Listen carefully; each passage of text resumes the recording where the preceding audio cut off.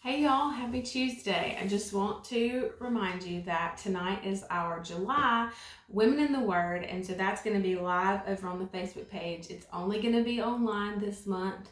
Um, I really am looking forward to the day when we're back together again, face to face, and can dig into the Word that way. But I am thankful for media tools that allow us to continue to meet and be together.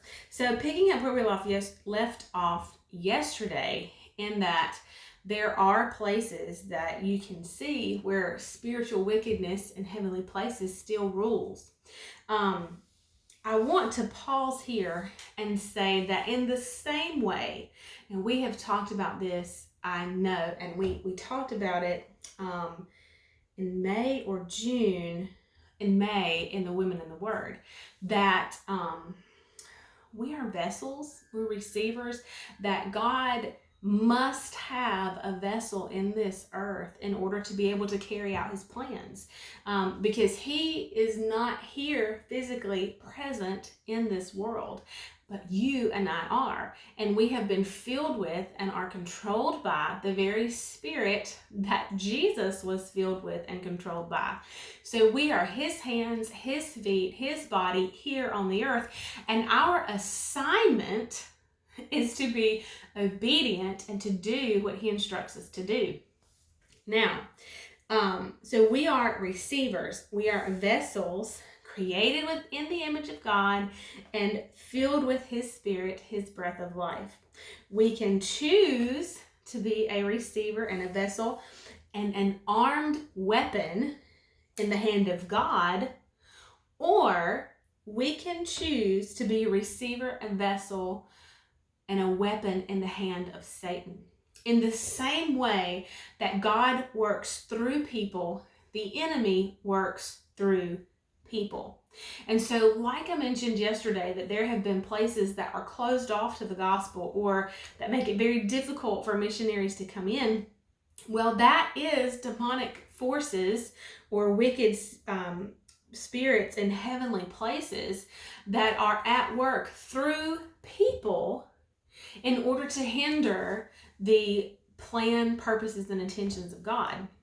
And that's why we cannot keep our battle on the person, because our battle is not with the person. Our battle is with the spiritual wickedness. It is in the heavenly sphere. And the enemy is he's a master at his craft. That is for absolute certain. He's very, very careful in his pursuit and his bait of us. And I use the word bait because of Psalm 91. Remember last year, and it's actually last summer, so it's been just a year ago, that we talked about the fowler's snare. And that's what Psalm, let's just go there. Psalm 91, verse 3, for then he will deliver you from the snare of the fowler and from the deadly pestilence. So the snare of the fowler is a trap, and a fowler is one who hunts. And so that trap is baited and it is set particularly for the prey that the hunter is after. And so in the same way, Satan baits the trap for us. And so he spins things. He is a master manipulator, master deceiver. And that's what he did back in the Garden of Eden in Genesis 3 when he approaches Eve. And he said to the woman, can it really be that God has said, you shall not eat from every tree of the garden?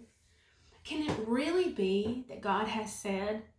And I don't know if he's ever pointed it like that to you before, when you are reading the word and trying to stand on a promise, that Satan would say, can it really be that God has said he would heal you? Can it be that God has said he would provide for you? Can it really be that God has said not to live like that, or that it is wrong to do this? Yes, God really said.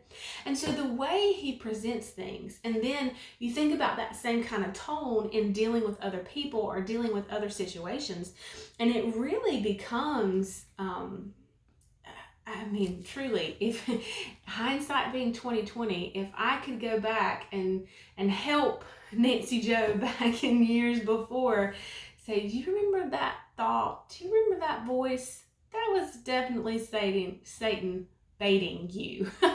And I'd be so much better off for it. But anyway, we're out of time, and we'll pick up here again tomorrow. Remember, Women in the Word tonight at 7:30 on the ministry Facebook page. I will see you then. Bye, y'all.